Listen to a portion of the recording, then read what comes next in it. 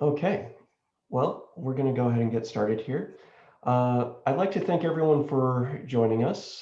Today, we are having our another panel in our series around our thought leadership series.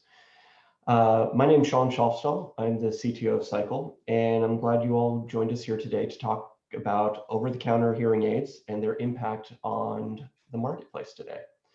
I'm really excited with the panel the team has put together today. I'm going to have each of them go through and give them a quick introduction, but I am going to just do a welcome to Carl Strom. He's the editor-in-chief of the Hearing Review. Thank you, Carl, for joining us. Thanks for having me. Bill Brownie is the Chief Operating Officer for Eargo Hearing Aids. Thank you for joining us, Bill. Thank you, Sean. Matt Deering is the Vice President of Marketing for My Hearing Centers. Hi, Matt. John, good to be here. Thank you. And Kyle Aker, AUD, Executive Vice President with Rise ENT. Hi, Kyle. Hi, everybody. Thanks for having me. Great. Kyle, why don't we start with you? Why don't we get a quick introduction? I'm Carl Strom. I am a founding editor of the Hearing Review magazine and website, and I've been reporting on hearing healthcare issues for 27 years now. Oh my. Wow.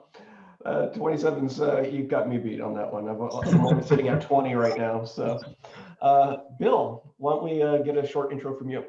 Yeah, so thanks, Sean. I've been with Eargo, it'd be 5 years next month. So it's been quite the journey. We joined Eargo when they after the false start with the product initially, and we were relaunching the product and the whole customer experience back in 2016. So prior to that, I was since 2001 with Hearing Planet. When Hearing Planet was acquired by Sonova, the founder left the company, and so I became the managing director of Hearing Planet. We also worked as we evolved Hearing Planet with various other parts within the Sonova organization, with Connect Hearing, doing contact center services for them, and then also with Lyric. So I left Sonova in 2015. So you've been all over the industry. Yeah. It's awesome. Matt, how about a quick intro for you? Yeah, good morning or good afternoon to whomever is on. Excited to be here. I started about 15 years ago, going on 15 years in the industry with AccuQuest out of Chicago. Started there with 5 offices. We built that to 135, and then I left and helped start My Hearing Centers based out of Utah. We're at just over 100 offices now and going strong. So I've been doing all kinds of stuff. With a new start, you kind of a startup, you do a little bit of everything. Sean knows this. You're CTO, but you're also a million other hats. And so I've kind of had dabbled in a lot of things, but I've kind of settled into the VP of marketing role the last 6-7 years. Okay, excellent. And Kyle, how about you? Hi, everybody.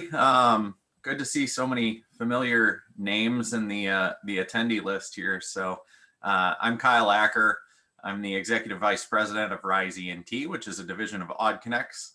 OddConnects is a buying group in the industry that's been around for about 10 years.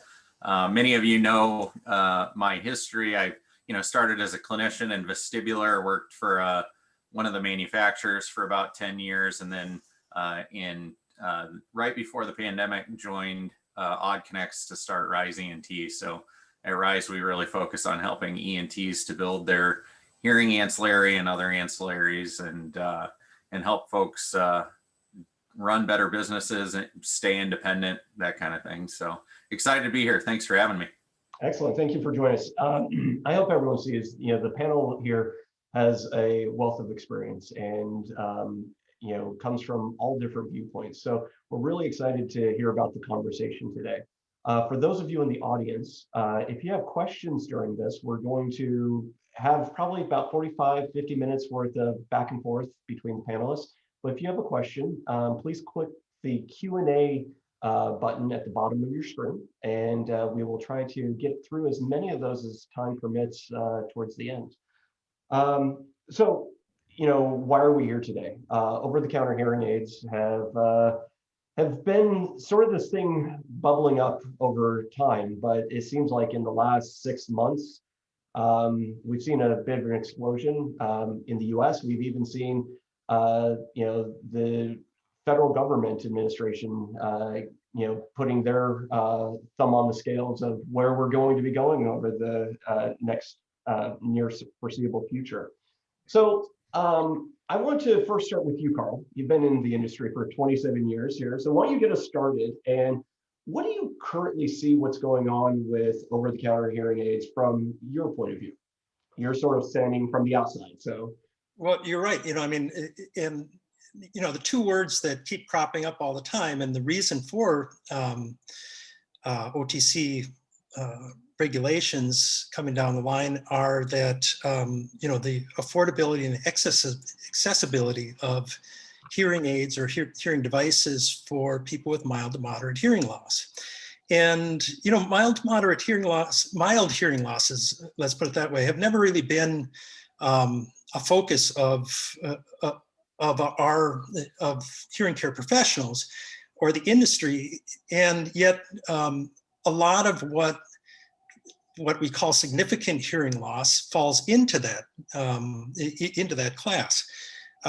So these are typically people who don't have a $1,500 to $5,000 hearing problem in mild losses. And going back to our surveys since Shep had pups, most of the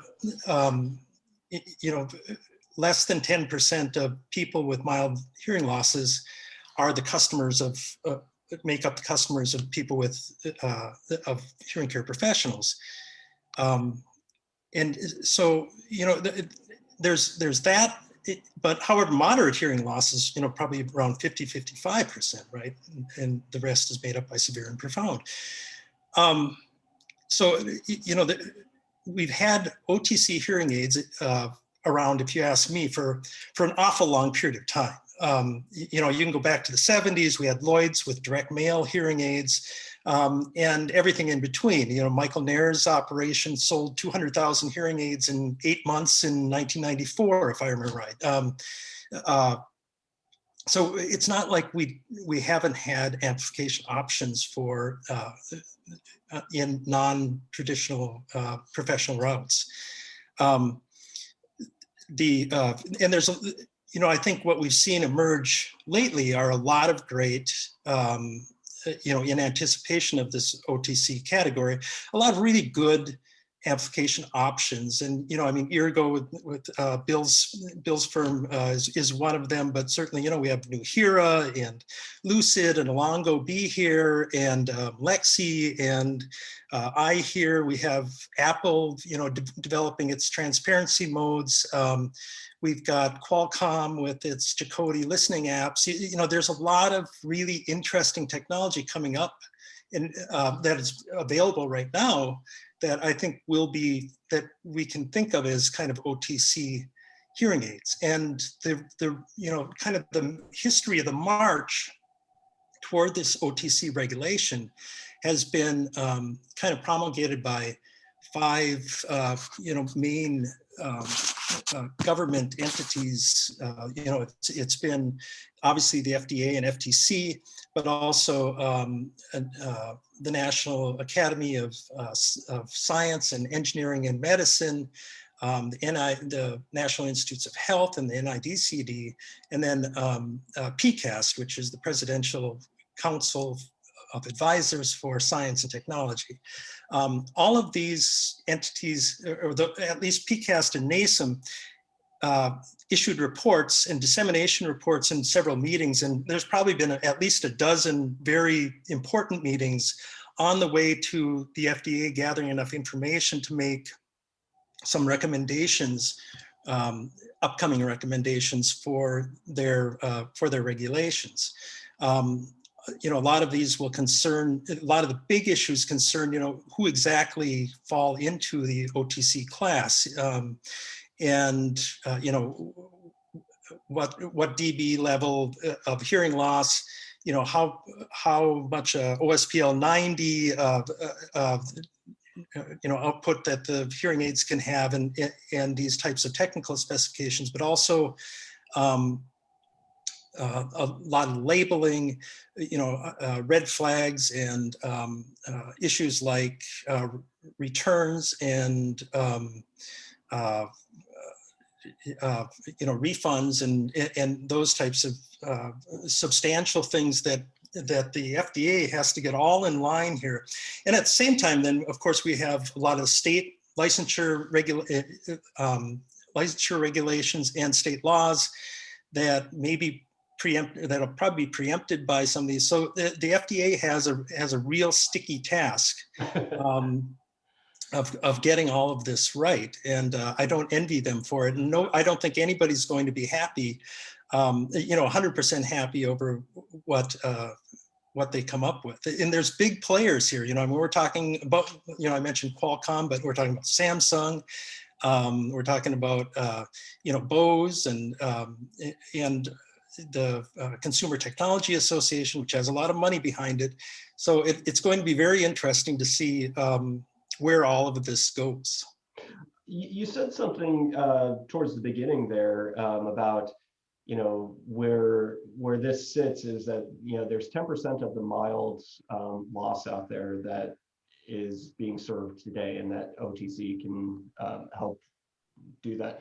I think that for probably a lot of people that are attending today, the concern is how does this cannibalize, I'll put this out just to whoever wants to answer, how does this cannibalize the moderate and severe marketplace? Or, is there a clear distinction to the consumer that, this only goes so far? And I think that's a good point. And a lot of studies have indicated that consumers aren't all that great about classifying their hearing loss. At the same time, what we call normal hearing people by virtue of the pure tone audiology test aren't necessarily, they don't come into your office because they don't have a problem, and want to spend $3,000 on a hearing aid. They have a hearing problem, and we're finding more and more evidence for, for people with what we think of as normal hearing loss. Okay, Bill, you're the person in the hot seat here as the manufacturer representative. What do you tell clinic owners that see this coming down the line? But then I sort of want to tweak that question a little bit, because after our preparation yesterday, I know this all looks so seamless, but to everyone listening, we actually prepared these things ahead of time. You brought up a clear distinction yesterday between being a direct-to-consumer manufacturer versus an OTC manufacturer. So maybe talk a little bit about that, but then also from a manufacturer viewpoint in general, how do you see this affecting clinic owners, and what do you tell them to make them feel comfortable with what the marketplace is doing? Yeah, I mean, I think that the key for all of us, I think, is just let's get some clarity, right? We've kind of been in this no man's land since 2017 when PCAST first came out, I guess it was. But it's good, and I think that's what we've said is it's good to get us pushing towards some clarity on this so that we can all kind of evaluate, analyze, and kind of adjust our businesses as we need to. I think to Carl's point, I think, over the counter, or, what I like to call hearing aids without professional support, have been around for a long time. I mean, you can, like you said, I met Michael Nair a long time ago, and all those things. So those have been out there, and I think that, we need to, in our respective business models, create value to the end consumer, right, in whatever we do. So. Sorry about the phone there. It's how do we continue to create that value, right, in whatever we do, and that's going to be the key here. And whether or not it's in a face-to-face environment or in a virtual environment, a telecare environment like we do, that's what we have to demonstrate to our clients every single day, right? Is the value that we bring to the equation. So, I liken it to cars. I mean, a Mercedes will get you from point A to point B, but also so will a Kia, right? And so when we talk about, and I think this whole notion of the average cost of hearing aids gets a bit, convoluted in terms of people think that, we need to bring the average cost because certain pockets are charging too much. I think the real issue is that we need to bring the average cost down so that more people have access at different price points, right? And so, it's not necessarily, you need to charge less, but we need to have, better transparency and better products along the different price points that people can feel confident in. And I think that's where right now, I think, when you see the marketplace and what's out there, you just don't know what you're going to get, what you're getting. In terms of over the counter. So, I mean, you say, you've got to change the pricing. I mean, from what we've seen with the OTC hearing aids that are coming out now versus, the high end devices, is there a significant difference in there's a difference in the person getting it, in their type of hearing loss, but is there a significant difference in the technology that's in there? Obviously we haven't evaluated all of those. I think there are definitely some similarities, but there's also differences in terms of what you can do with the device, how much, research has been put into them, those types of things. I mean, there are definitely similarities, but I think that at the end of the day, it comes down to what kind of support. And I personally am a firm believer in the importance of the hearing professional in the journey.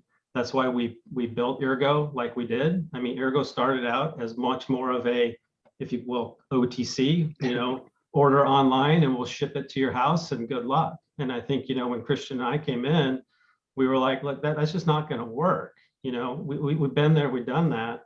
And, the return rates are high and all those things. And so we know that hearing is a journey and some people are completely successful and have a great experience by never talking to a professional. But, 85% of our clients have a telecare visit with one of our professionals. So, it's a huge piece of the overall value proposition. And I think that's why, we will continue to be, whether it's face-to-face or telecare, will be an important part of the hearing journey.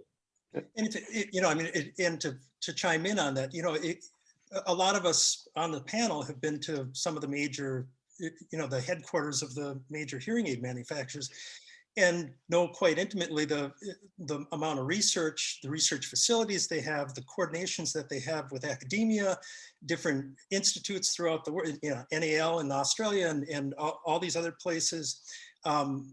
It's hard to believe that just, some of these startups have, or I shouldn't say startups, but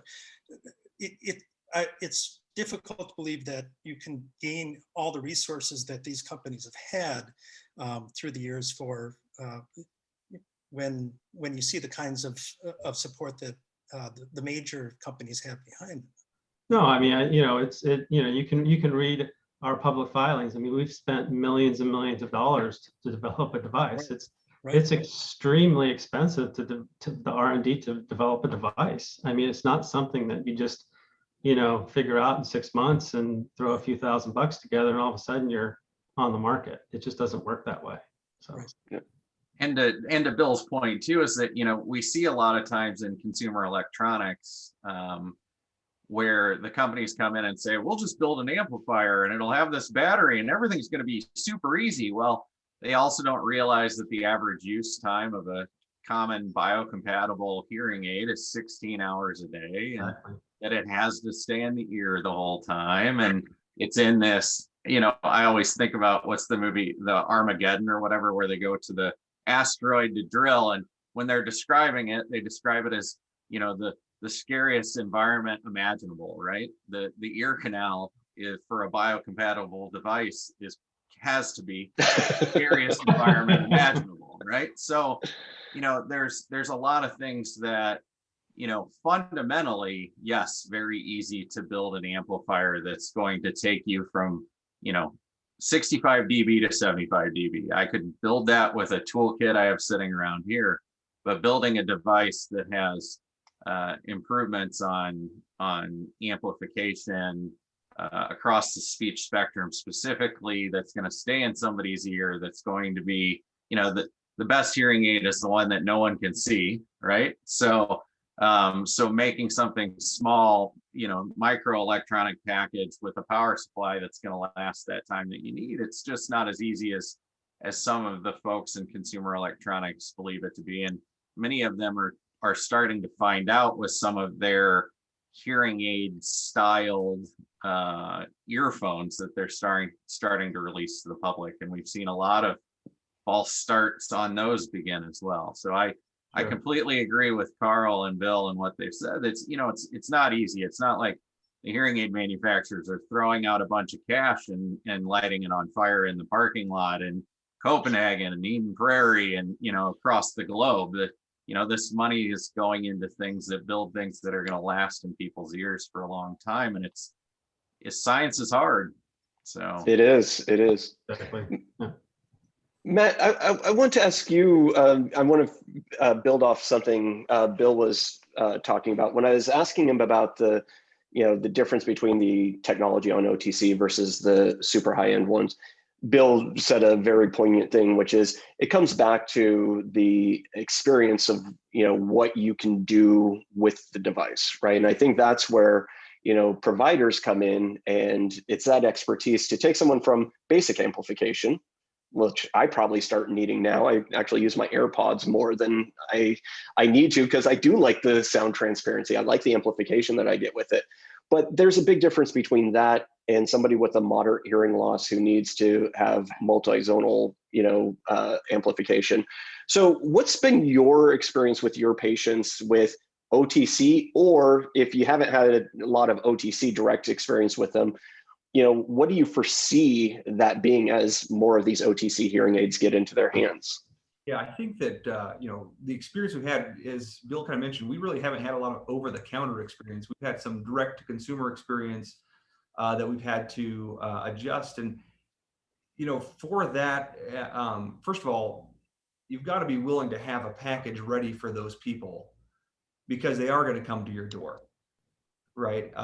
This has been, I think OTC is a great opportunity for us to service additional people.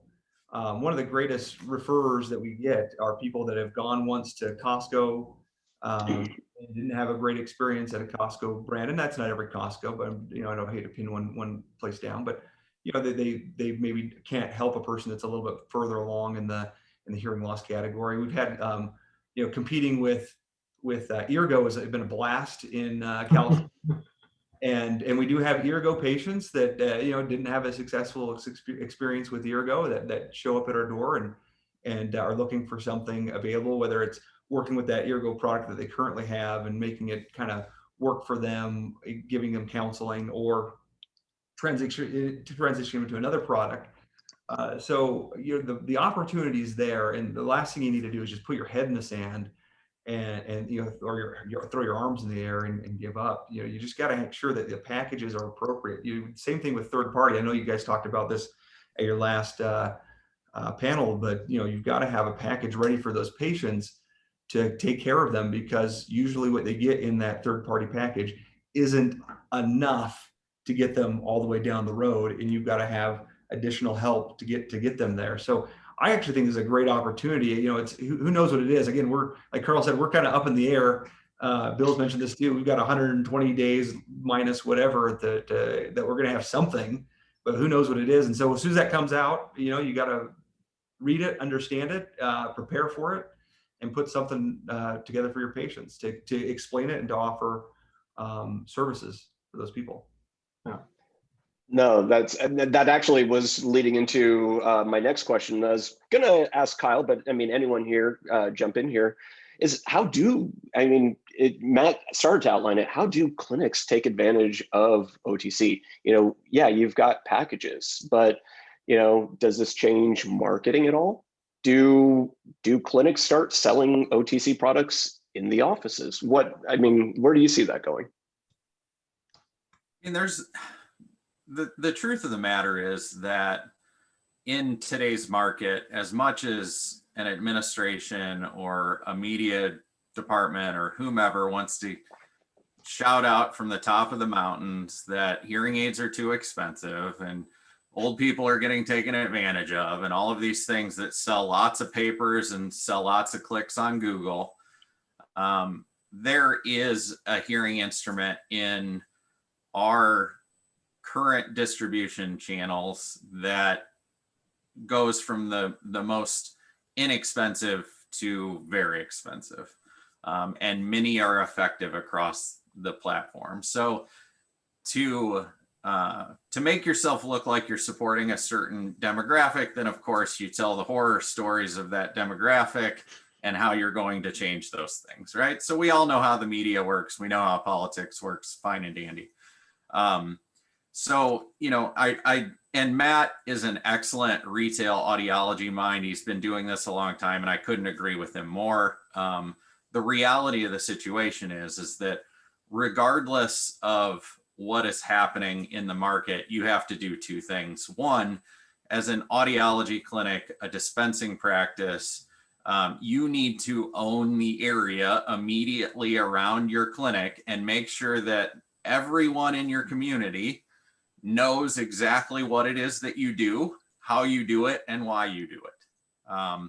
Unfortunately, many of us aren't very good at that. It's usually the last thing that gets done at the end of the day, right? It's that we do the outreach and the marketing and the things to educate the consumers. The second piece is, just like Matt said, is you have to have an offering for everybody. Not everyone on earth is a premium hearing aid user. Not everyone on earth is a entry-level hearing aid user, but anybody that has hearing loss, for the most part, can benefit from amplification.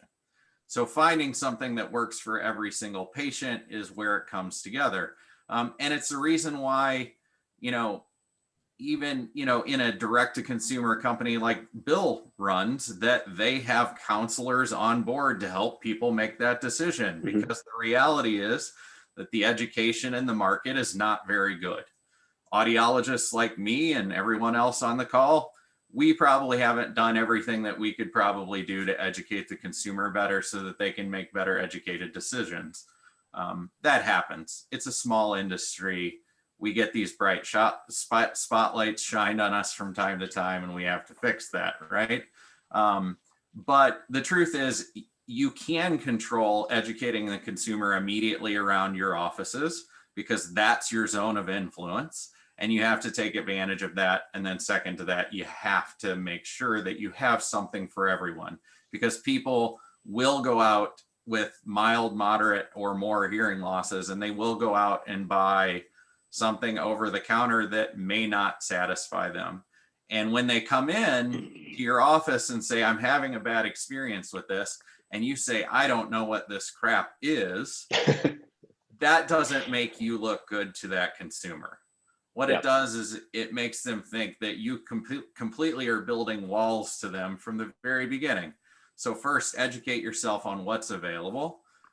Second, have something for everyone, and accept those patients as they come through the door. If they came through your door or they called on your phone, the hardest thing has already been accomplished, which is getting that person to communicate with you. Ask the right questions, bring them in, offer them something that's going to make their life better. That may be a set of clinician assisted hearing aids. It may not, but whatever it is, make sure that you're taking care of the people in the back, in your immediate backyard. So, Carl, oh, sorry. No, I was just saying that. Well said, Carl. I think that's, you know, hearing is very much still a local. I mean, that's what we struggle with in terms of, you know, getting people over the hump to think about Eargo is it's still a very local business. So. Yeah. And to build on it, you know, own your, like you said, own your space. And I think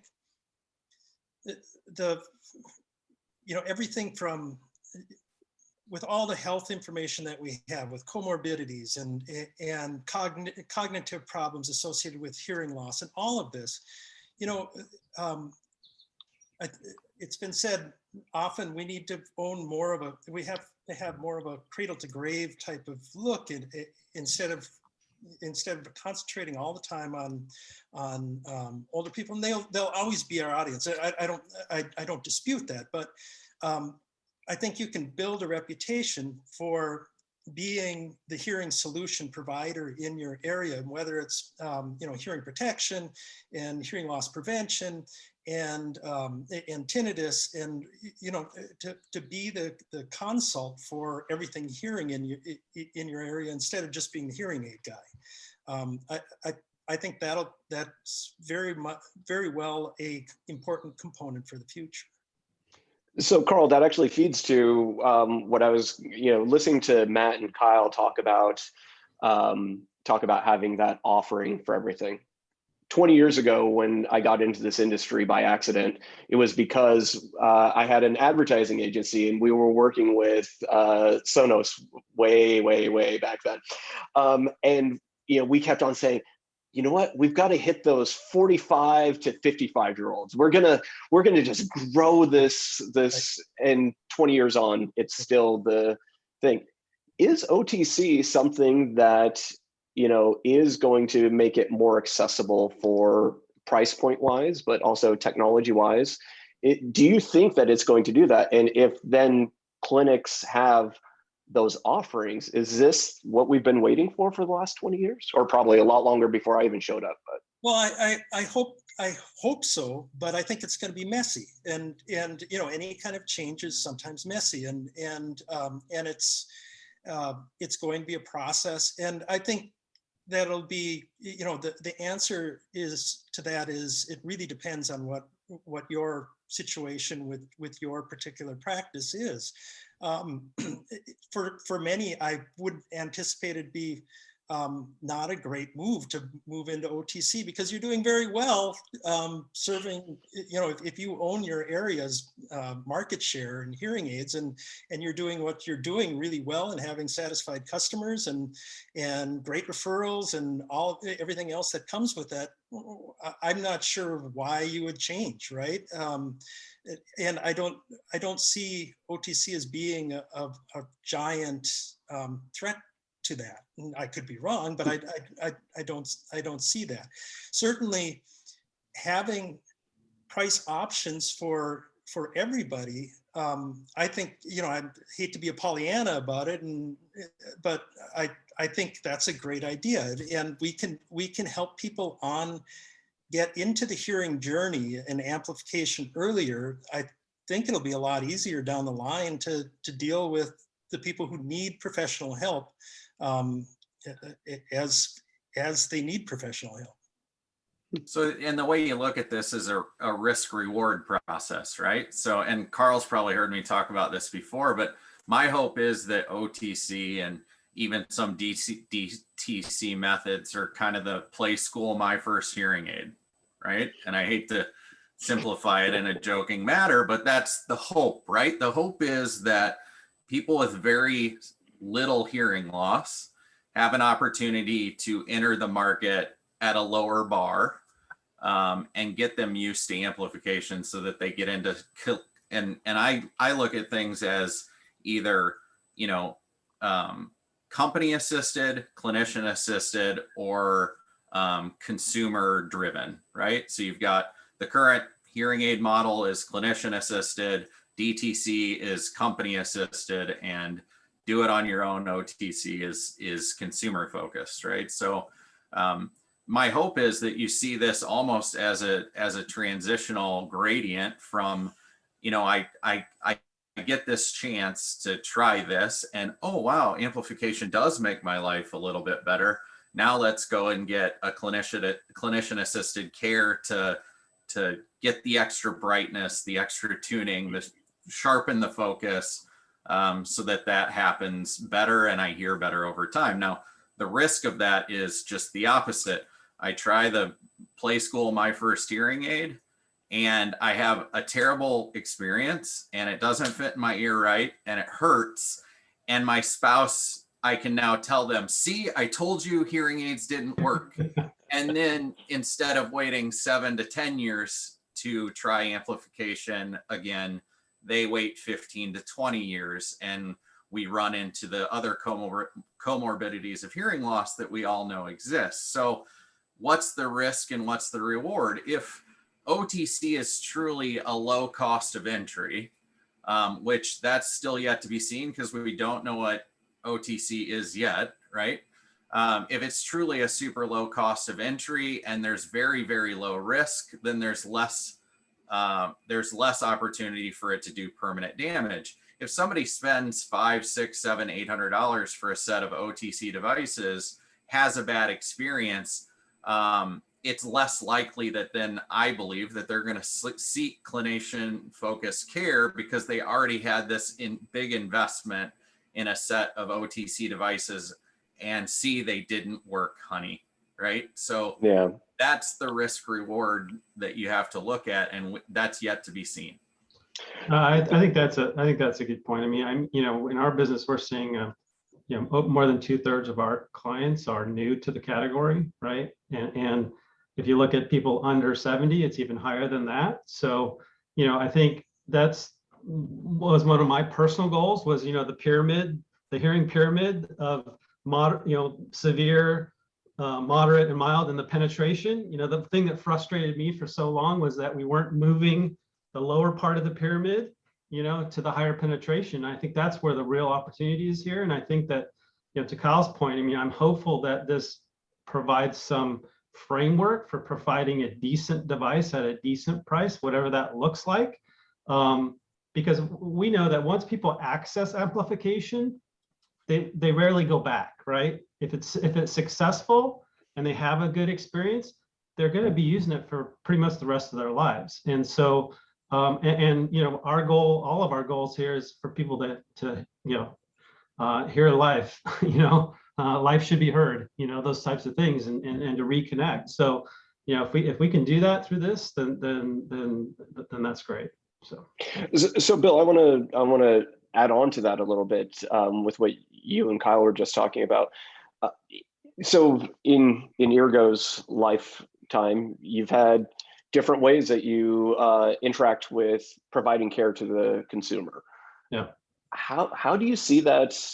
How do you see that for the the new OTC providers out there? Like, what are they going to have to do? Is there going to be a future where they have to figure out how to work with clinicians as well because I don't think the OTC manufacturers, definitely none of us, want them to have a bad experience. Yeah. So, as Kyle said earlier, right, having something in your ear for 16 hours that's comfortable, isn't something you can necessarily always buy off the shelf. So how do you provide that care to the consumer? I think it's going to be a real challenge for them, to be honest with you. I think that, it's obviously providing service is not inexpensive, right? Nope. But we feel it's necessary. We've got it on the pre-sale side as well as on the post-sale side. So I think that's key. I mean, it's going to be a challenge at a sub, let's just call it a sub $1,000 price point. It's a significant challenge to provide any level of professional support. Certainly, can they provide some customer support? Sure. But I do think that there has to be some level of support because it's, as we all know, it's not just eyeglasses where you put them on and you see 20/20. I mean, it takes some time and it takes, that. And there's some great technology out there. And so I'm hopeful that it will be like I said, an acceptable customer experience at whatever that price point is, but it remains to be seen of how you can economically do that, right? So yeah. Unknowns, just kind of build off that, Bill. Some of the unknowns right now are the demand, right? We're going to try to force a price that we don't even know yet, right? Is that going to increase demand to a level that supports that price? Because we've already mentioned manufacturing costs a ton of money. Service costs a bunch of money. We haven't even gotten into how much marketing costs, right? Those are your three top costs, right? And so with those costs, are you really going to be able to offer a product that gets the consumer at a price level that's is still acceptable in the minds of those around us. So again, we don't know what OTC is going to look like. I know that I've talked to Bose a couple times, and their plan is, hey, it's just an offering, and they already know Bose, and so as they drift down, from earbuds to headphones to your big sound systems at your home, that naturally they just flow into their hearing aid product, and so they're hoping that their marketing isn't going to cost a lot, but that's a long tail, right? It's a long tail that you're planning on those people being in the market from 20s all the way to their 60s and getting a hearing aid. And so if that's what people are planning on, it's going to take a while before OTC even becomes anything. And if someone really wants to market this, again, Bill knows this, you're limited on how low you can bring that cost and still make a profit. Yeah, I mean, as we all know, hearing aids are not a want product, right? You don't wake up in the morning saying, I want to buy hearing aids today, right? Like I want a new pair of shoes or whatever. So, anytime something's not a want product, the marketing costs are usually significantly higher, right? So, exactly. Yeah. So Matt, I want to play with that a little bit more. From a, you're probably the closest to the clinics as the panel is right now. How would you want to work with manufacturers? Like if it were Bose or some other, is there a place there where there's a partnership, or is it a as it comes by service kind of thing? Yeah, I mean, I'm not shy to say I actually tried to work with Bose directly, and the margins aren't there for us to work with them, unfortunately, where they wanted to be. We can't make a profit and them make the profit that they want to, and keep the price at the level that they wanted to be at. And so it's difficult. I would like to work with manufacturers, but that's the game that we're going to play. Is everyone needs to keep their lights on at the end of the day. So who's going to make the profit, and where's it going to be at, and what's the level of that pricing going to be to make it work? I don't. Again, if all of us or any of us were clairvoyant, we wouldn't be doing hearing aids today. But it'll be interesting to see as it unfolds. I think the manufacturers are going to have to find. Bill did it internally. They built their internal support team. Manufacturers are going to have to either do it internally or they're going to have to do it externally. I think, if you go with the model of, a True Hearing or Hear.com, doing it externally makes a whole lot of sense, because you're not going to have any kind of specific density in any one market where you can open up an office and have someone there servicing them. So it makes a lot of sense to work with the local hearing aid stores. And so I guess that that's probably the direction they would go. Because they're going to need it. They're going to need a place that they can stop in. And the last thing you want to do is have a retail store in the mall, paying a bunch of money to have someone sit there to see 4 or 5 patients a day. Yeah. Carl, I mean, we've talked a little bit about it from different points of view about, fit and, bad experience and how they walk away. What are the other downsides that you see for the consumer itself in this, and what do we have to be aware of so that way we can help them not walk away for the next 10 years? Right, like as I said, I mean, the big thing is they might not work, right? And there's a lot of garbage out on the market that pose themselves as a good amplification product, and and then you have what happens when the wax guard or when the receiver clogs up, and I think returns and that complaint system is really key. It will be a really interesting thing to see what the FDA comes up with in terms of those types of regulations, along with the labeling and everything else. But then you have dexterity issues. Amin Amlani ran an article with us many years ago looking at this very question, and he found that people with better cognitive scores and better tech savvy types of being tech savvy really help propel somebody to greater probability of success with these types of devices. And then, as we mentioned, people not knowing exactly where they fall in terms of how much hearing loss they have. These are all kinds of the pitfalls that that come, I guess, necessarily with the territory of OTC. Yeah. You know, as I was listening to all of you talking today, I don't even know who to toss this one to. You know, when I think about OTC as, you know, from a consumer point of view, not from a being in the industry point of view, I see that there are the ones that are just going to go for low cost, right? Then you've got people like Bose that sort of are a lifestyle, you know, path. And then in my mind, I see Apple sitting out there in, you know, they're trying to have a whole healthcare, you know, whether it's the arm cuffs, the heart rate monitors, the Apple Watch, and now they're, you know, talking about the hearing devices. I mean, for you know, those three different types of OTC models, you know, what do you think is going to be most effective for the consumer? I've got my opinion, but I was wondering what you guys thought on that one. No one's willing to jump in on that. Once, yeah. You know, just the marketing power of Apple or Qualcomm or some of the, you know, Samsung or, you know, a lot of these big players in the consumer technology, you know, realm is kind of daunting. That they'll have some interesting offerings that are add-ons. You know, if you look at the development thing that Apple comes out with, I forgot what it's called now, but every year they come out with here's these new things that that the product developers can take from our system. And they have Houston Westlake, you know, audiometry. They have, you know, they've got some things that are pretty stunning. So, you know, I mean, but again, I don't think they're interested in a large consumer swath, and at least for the time being, I don't see them as being a giant threat to our industry. Yeah, I think we disagree. Yeah. Well, we have a similar viewpoint. I mean, you know, it's for a Samsung or an Apple, it's phone first, right?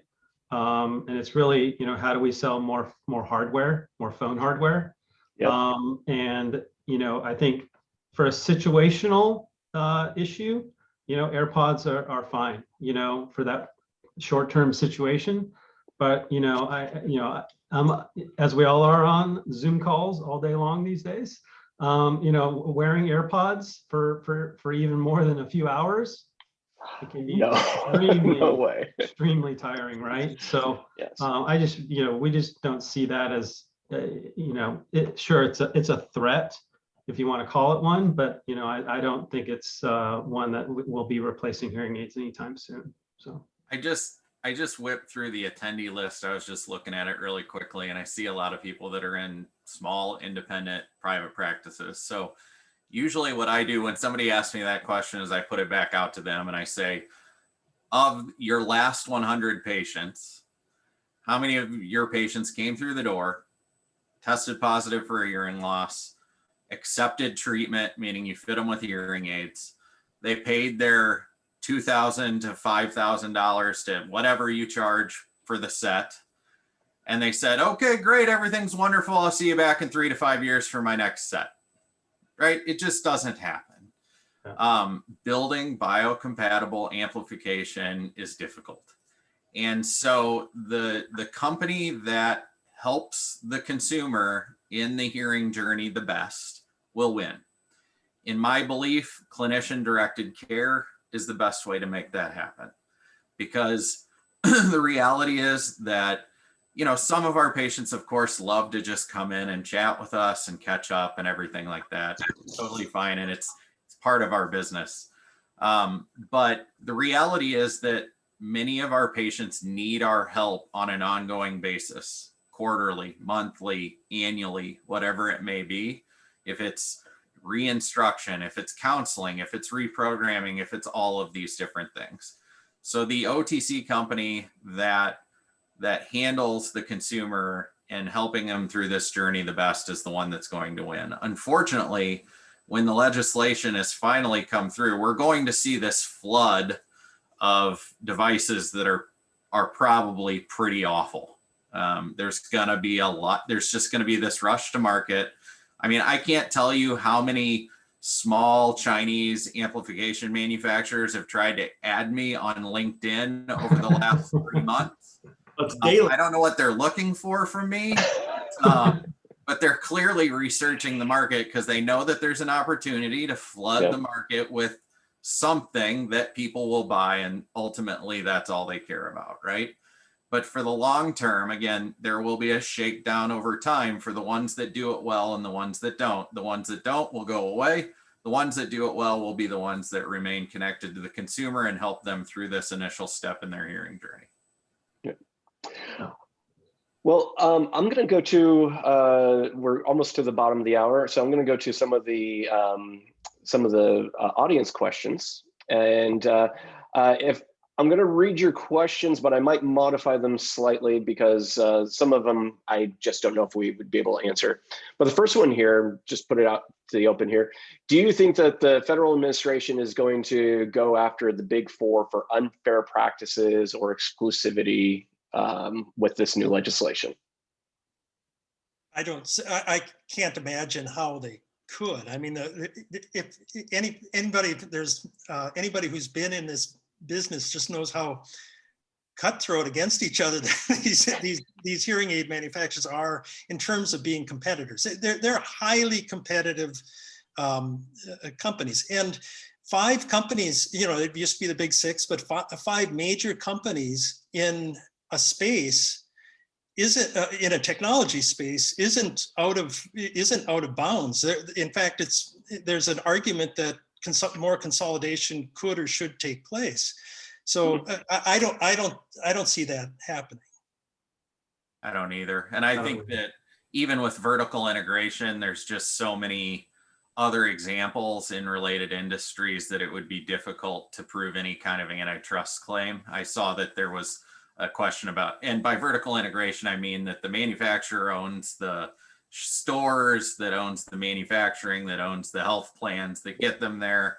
I mean, there's too many examples of that in other industries that have been allowed, that if they started to pick on our industry for one, for example, there would be a lot more that they'd have to go after. I mean, Luxottica, for example, owns what, 90% of the vision distribution globally or something like that. So, I mean, like Carl said, there's much more flagrant examples in healthcare of this than our smaller industry. So I just don't see it happening either.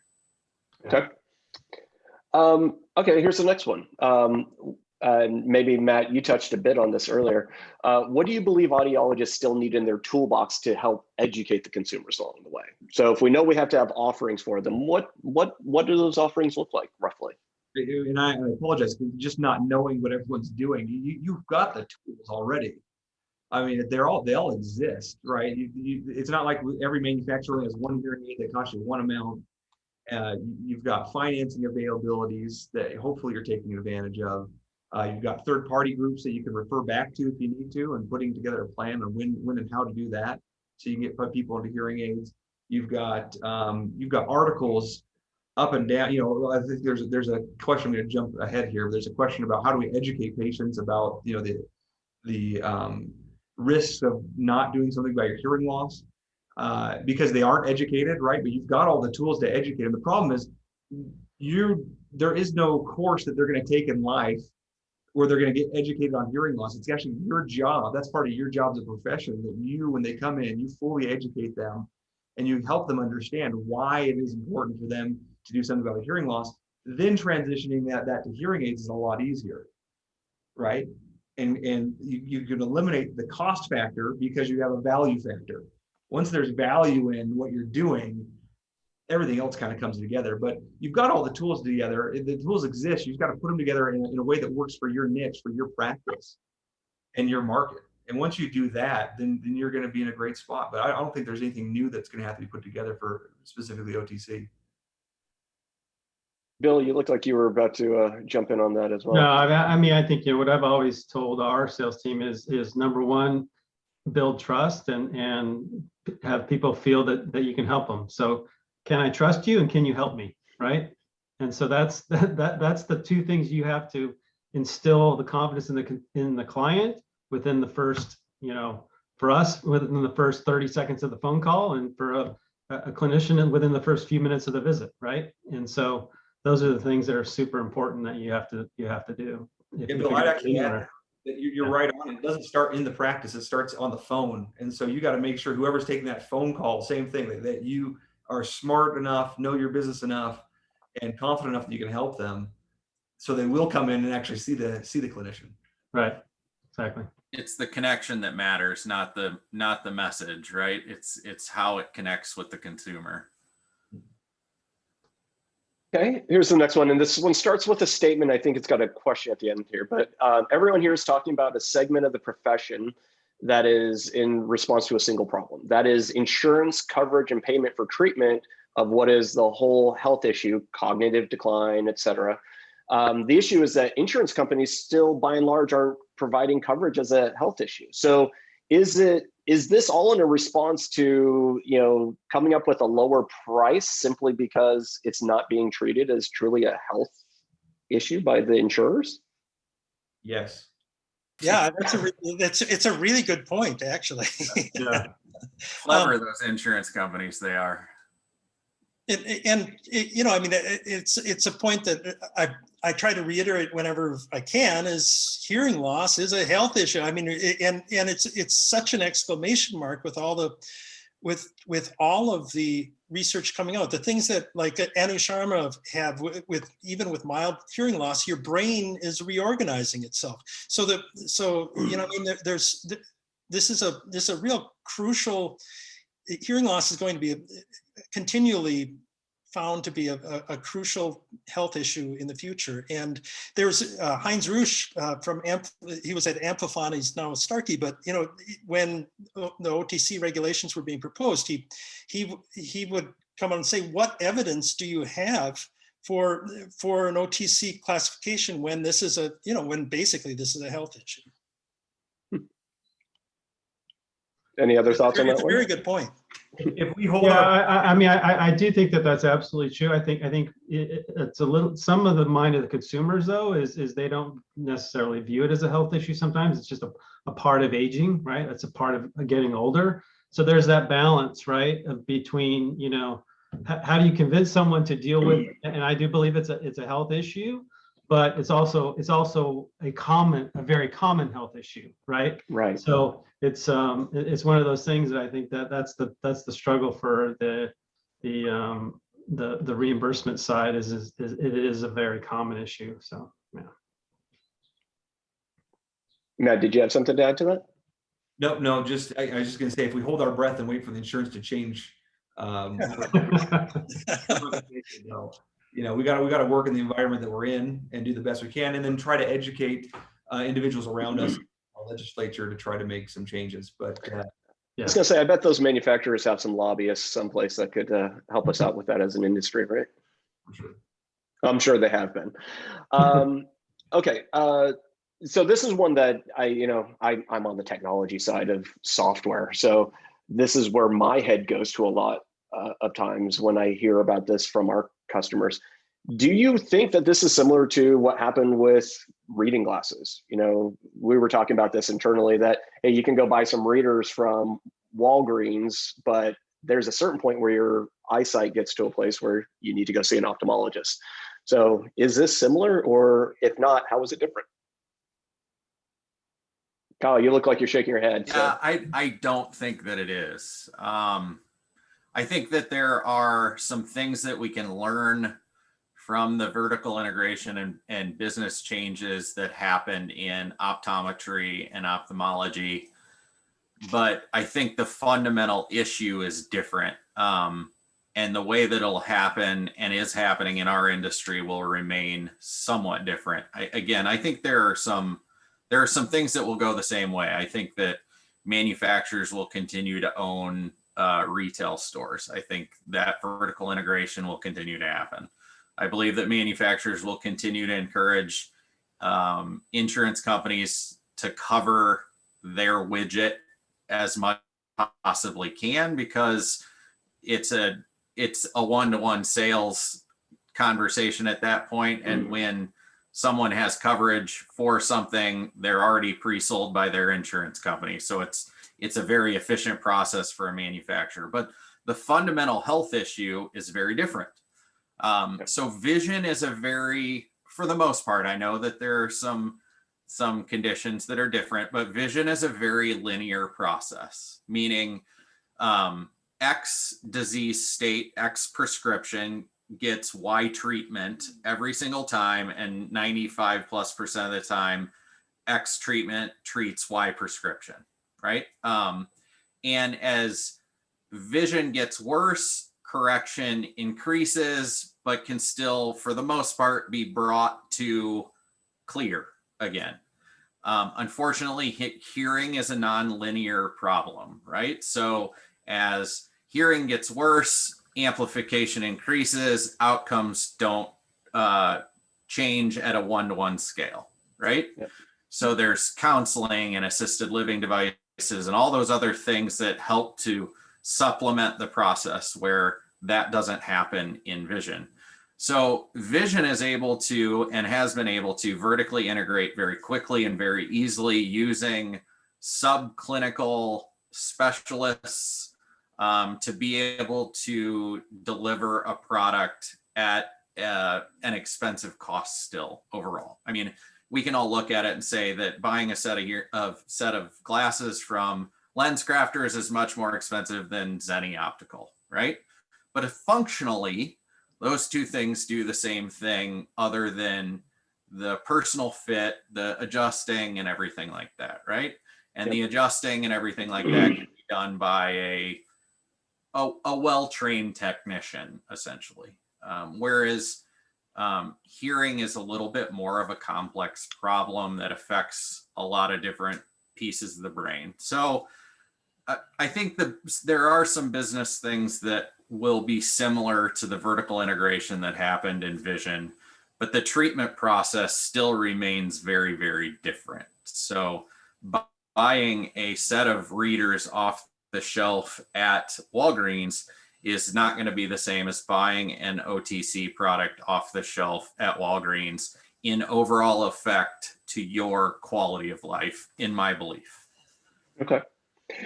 So I just want to call out to our participants. We're a little bit past the bottom of the hour. We are recording this. I think we're going to go for 1 or 2 more questions if the panelists can stick around for a few more minutes. But we do know some people might have to drop, so there will be a recording if you want to catch the last few after this.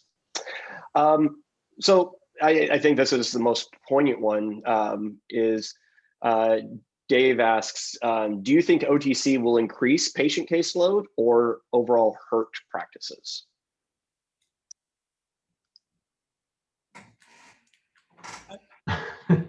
Wait, is that increase the caseload or hurt the practice?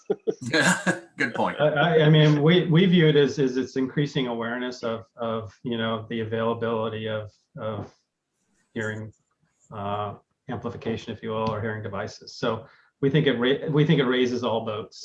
That's the way we look at it, and that's what we're hoping it does. So yeah, I think it has the potential to increase patient traffic overall. Again, it may be a longer cycle because people may, access a OTC device, be happy with it for a little bit, and then as they continue on their journey, they seek more sophisticated devices and professional help.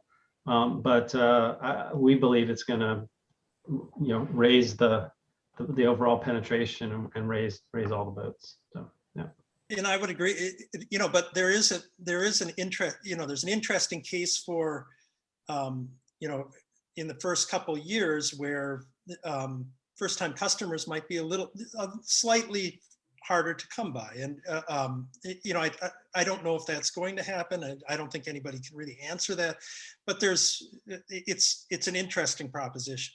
But I totally agree with Bill in that in the long run, I think it'll increase market penetration and give everybody an option on the hearing pathway. Yeah. I don't think we're seeing a lot of patients in our clinics with mild to moderate losses often right now.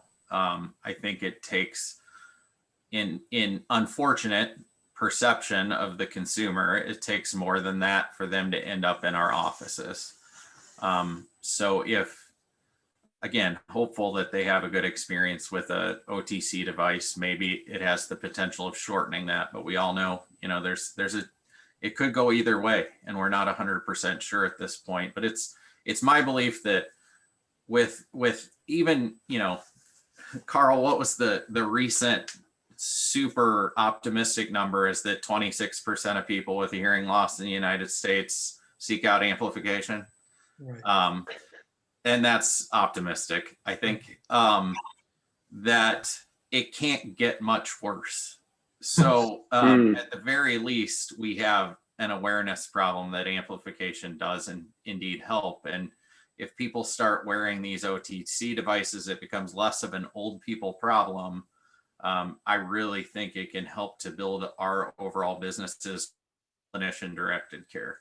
And those marketing statistics that we talk about, like Bill was talking about with the hearing loss pyramid, I mean, we're always trying to shove, particularly toward the bottom. They're doing a better job at getting market penetration, but it's never really been that mild market. Certainly has never been our market, and not for lack of trying. There have been a number of hearing aid companies that have tilted their lances at that windmill, and come up empty. Mm-hmm. And that's for the most part, that's kind of the people with practices have to make a living, and they have to charge a certain price to keep the doors open. Yeah. So far, we've been given a pretty optimistic view of OTC. I mean, again, we could be completely wrong. Kyle kind of touched on this a little bit, which is, you're going to need care, and right now the care has to be done by somebody that is licensed in the state that you live in. Now, if they remove that and they can effectively train people to do our jobs cheaper and stay in the market and get great hearing aids, there is an opportunity there for them to strongly affect the market. But it's going to hinge on what we're kind of hinting at, the ability for them to get them in hearing aids and get them happy. Yeah. If they get them in hearing aids and they get them happy with cheap labor, it's very possible that it has a significant impact on the industry. We have to figure out how to manage through that. I think our experience so far in the last 27 years, to the people that have been here the longest, it's been that people haven't effectively been able to do that. So we'll see if they do come up with a model that allows them to get, offshore your help, and people are happy with it, and they get the labor costs down, they can keep the cost of the product down, and people are happy at the end of the day. It could put a real dent in what we're doing. Hopefully what it does is, what we're suggesting is, it goes after a market, big part of the market, big piece of the pie, 75% of the pie that's not being touched right now, and invites them into the space where then we can help them as needed. And long term, 10 or 20 years down the line, as AI, I tell my kids, if there's anything that can be automated, and you're planning on going into, think again, because and we go back to that clinical concept of working with people. You can't, that's one thing you really can't, or have a hard time replacing with AI. You can do it with teleaudiology and those types of things, but you still need people for it. But if it's all you're doing is first fitting and hanging a hearing aid on somebody, those days are pretty much over now. And as AI progresses and moves forward, we might see some new developments. But I think all of us are relatively safe. My opinion, relatively safe now. Okay. Well, I want to say thank you to all four of you. This has been a really interesting conversation. I wanted to leave it with one final question, and I'll go round robin with each of you. Is, what are your last thoughts for clinic owners as we're stepping into, the next 120 days, and we don't know exactly what's going to happen, but I think we all see sort of a focus. What are any final thoughts? So Matt, let's start with you. Well, I'm going to echo what Kyle said earlier. He basically said the two things you need a plan, on how to deal with everybody. If you get that plan together and you're flexible, because change is going to happen, and we know that for sure, right? The industry is going to look a lot different than it does today in 10 years from now. So get a plan together and be flexible. And then the second thing would be try to do your best to own your market, whether that's through outreach, whether that's through patient referrals, whether that's through working with physicians or great marketing. Own your space. And when you do that, it will have a less of an impact. You're going to put up some walls, and you're going to feel that impact a little bit less. But then you got to adjust to that. You got to feel where those pressure points are coming and address them. So again, I don't think that certainly initially, like Carl said, we're not going to we might have a flood of people coming into the market with a bunch of OTC products, but I don't think initially it's going to impact the market tremendously. It's going to take some time, and just be flexible and adjust with it. Excellent. Kyle, what are your thoughts? I think that those that do what Matt just talked about are going to do very, very well. I remember 08, 09 during the economic collapse, that those that took care of their patients the best, that did well with the consumers, that kept a consistent message, that kept their doors open and took care of people, they did very well. And those that didn't went away. So when that happened, it really separated out the haves from the have-nots, and the have-nots went away, and the haves then had double the business because all of the bad people in their markets were flushed out. And OTC has that opportunity again. So if you are managing your business well, if you are relating to the consumer, if you are taking good care of people, you know who you are. You're the ones that all the primary care send their patients to you, that patients send more and more patients to you, that your messages are felt at the Chamber of Commerce, the Lions Club, all the different things that you do. This truly has an opportunity again, much like many of the very successful business owners over the last 8 to 10 years, of really elevating your business again. So make sure you have a plan, do the things that Matt just said, because that's going to differentiate you in your market, which is going to allow you to see all these people and take advantage of all these new opportunities. I'm bullish over the next 10 years for audiology and dispensing practices. I really am. And it's not because I help people build better businesses. It's because I think there's huge opportunities out here for people that do it the right way to really take care of patients and, quite honestly, build really successful businesses as part of it. This will raise awareness, whether we like it or not. Let's make sure that the awareness is for good rather than the opposite. Okay. And Bill, and I'll open it up for you. You could either give final thoughts for clinic owners or the DTC market, maybe. No, look, I mean, I think, focus on your clients and focus on your employees. Make sure your employees are well informed about all of these things, because the worst thing that can happen is for a client to come in and start asking questions and you haven't kept your employees informed of where you stand or what your offering is or what you on this. And so that's you immediately put that mistrust or lack of trust in somebody if your employees aren't informed about how you as a practice owner want to address this. So I think that's key. I think it is going to be an interesting opportunity for us, and it will raise awareness, and I think there's ultimately I think the Biden administration said 14%, right, have penetration rate. That's probably the most pessimistic number I've seen, but if that is true, in fact, the case, then we got a long way to go, and we're going to need everybody to help folks get better hearing and reconnect with life. So it's interesting times for sure. So Carl, we started with you. We get to end with you. You've 27 years. What do you tell everyone?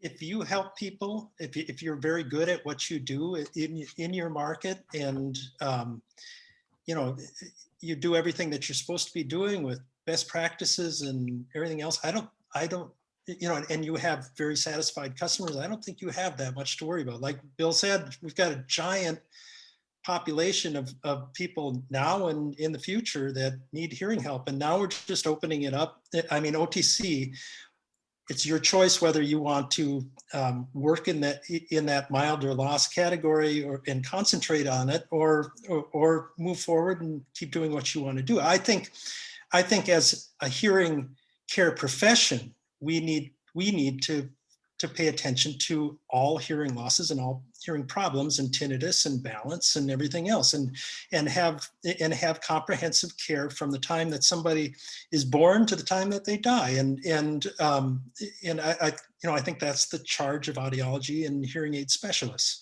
I would also say that with big box and with insurance and now with OTC, there's a lot of disruptive elements that everybody has to deal with. And I think you have to have a keen sense of your business dashboard and your KPIs, and know what your cost per clinical hour is, and make good decisions based on your own practice and how you want to go to market and serve your community.